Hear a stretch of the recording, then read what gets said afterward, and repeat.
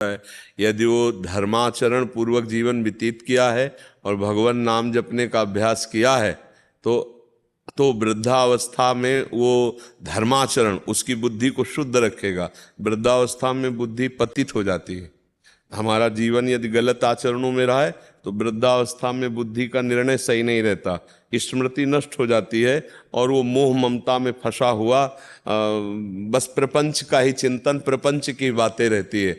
यदि धर्माचरण पूर्वक भजन पूर्वक अपने कर्तव्यों का निर्वाह करता रहा तो वृद्धावस्था में फिर ये बात आने लगेगी कि मेरा मोक्ष हो जाए, मेरा कल्याण हो जाए, इसलिए अब मैं सब बखेड़े छोड़ता हूँ, भले घर में रहूं लेकिन एक संत की तरह रहूंगा, अपने जीवन को, अपने इंद्रियों को संयम में रखूंगा।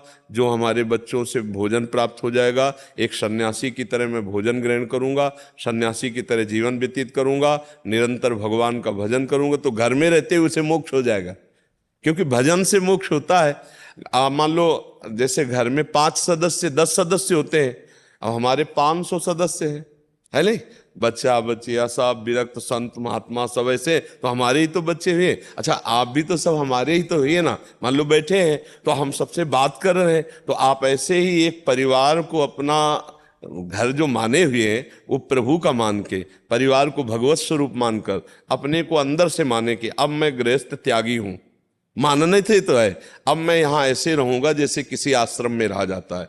आश्रम में रहा जाता है तो हमारा मेनू थोड़ी चलता है कि हमें ये खाना है, जो मिला सो खा लिया, जैसे रखा वैसे रह गए और भगवान का भजन किया, तो कभी आप झगड़ा नहीं करोगे, क्योंकि अपना आप परिवार मानते नहीं, एक सन्यासी का जैसा जीवन, तब मोक्ष हो जाएगा। और अगर राग रखोगे कि देखो मेरे सामने मेरी कमाई हुई संपत्ति को ऐसे कर रहे हैं, ऐसा तुम नहीं कर सकते, ऐसा, तो अतरे दिन लड़ाई झगड़ा होगा और आपका फिर भजन साधन बनेगा नहीं, ममता आसक्ति वैसे ही होगी, फिर मोक्ष नहीं होने वाला। गुरु जी आपके चरणों में ध्यान, हमें किसी चीज का लालच। हाँ बस ठीक है, तो घर में रहने से भी हो जाएगा कल्याण।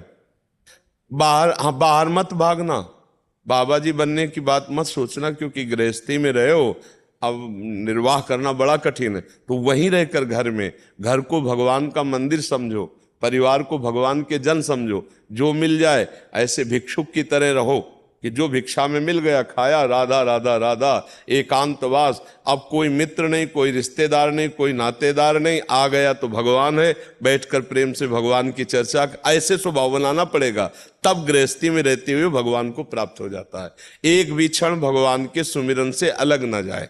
हाँ, अब चाहे वन में रहो और चाहे घर में रहो, अगर भजन ना हो तो वन में रहने पर भी थोड़ी कल्याण हो जाएगा, और भजन हो तो घर में रहने से भी कल्याण हो जाएगा। अरे भैया, ऐसे तो घर बने होते हैं। अब हमने थोड़ा मान करके कि भागवती किसमें राधा नाम लगाए, भागवती कर लिया, तो आप भी अपने घर को भागवती कर लो, है कि नहीं। अच्छा, कपड़ा वो भी है, कपड़ा ये भी है, हम इसे विरक्त मानते हैं, आप उसे गृहस्थ मानते हैं। बात तो कपड़े की नहीं है, बात अंदर के चिंतन की है। अब आप अपने को विरक्त मान लो कि मैं संसार से विरक्त हो गया, अब मैं गुरु की शरण में होऊंगा, उनके अनुसार चलूंगा, अब ये सब भगवान का घर है, भगवान का परिवार है, भगवान संभाले, अब तो हम भजन करके भगवान को प्राप्त करेंगे। तो बस चिंतन बदल गया तो सब बदल गया। कि अगर परिवार से ममता बनी होती है ना, और बुढ़ापे में वैराग्य ले लिया ना, तो जैसे कंबल मिला, रुपया मिले, सामग्री मिली, तो ममता है कि बड़ा लड़का तो बढ़िया कमा लेता, छोटा वाला कमजोर है, तो वो लाद के छोटे वाले के घर रखी आए, और अपने भी नरक का रास्ता बनाया और लड़के के भी, क्योंकि सन्यास का मांगा हुआ रुपया पैसा घर गृहस्थी में लगेगा तो नष्ट ही कर देगा। तो इसलिए बहुत सावधानी की जरूरत है।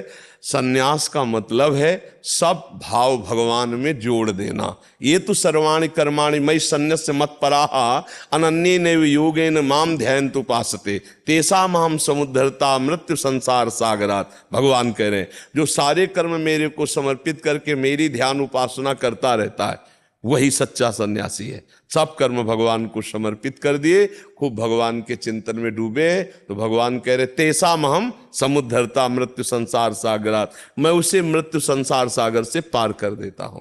खूब नाम जप करो और कोई व्यसन न करो, और व्यसन करने वालों का संग न करो, और एकांत बैठना सीखो। अब एकांत कमरे में बैठे और खूब नाम जप करें, माला से बने माला से, काउंटर से, बिना माला काउंटर से, जैसे बने ईमानदारी से भजन करने से भगवान मिलते हैं।